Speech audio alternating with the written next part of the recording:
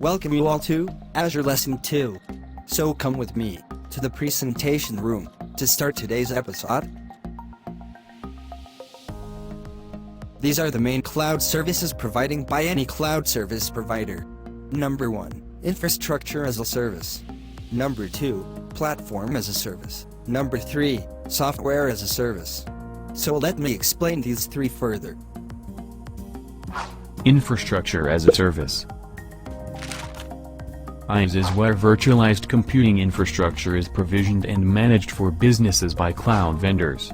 The IT resources that are offered in IaaS include storage, servers and networking utilities over the internet. Major companies that provide IaaS are AWS, Microsoft Azure, Rackspace Open Cloud, and more. When should you use IaaS? Ideal for organizations which need complete control over their high-performing applications, also suitable for startups and small companies which do not wish to spend time and energy in procuring hardware and software. More specifically, it is a virtual server that binds all relevant services such as processor power, memory, disk space, and more. This means that the user takes care of everything from the operating system, the application, the antivirus software, and the data itself. Platform as a Service. This is where, coupled with the underlying hardware, the third-party vendor provides middleware, operating systems, and tools required to develop and test applications.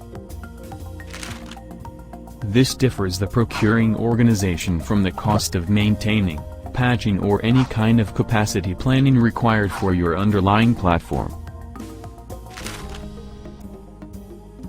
Software as a Service. SaaS. The third-party vendor provides the organization with the entire stack to be procured on a pay-as-you-go basis.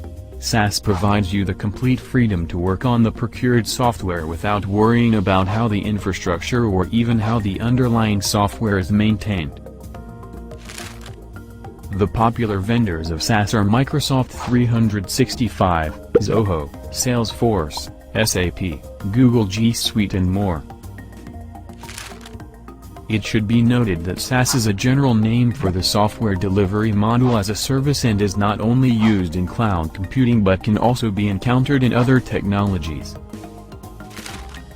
As you have seen, major differences between three major cloud services. Here I like to show you comparison in one picture, for your better understanding. So, hope you get a better understanding about the main cloud services offered by major organizations. So let us meet in the next lesson with Microsoft Azure Fundamentals. Like this video, subscribe my channel, and hit the bell icon. Please share this video with your friends. Thank you.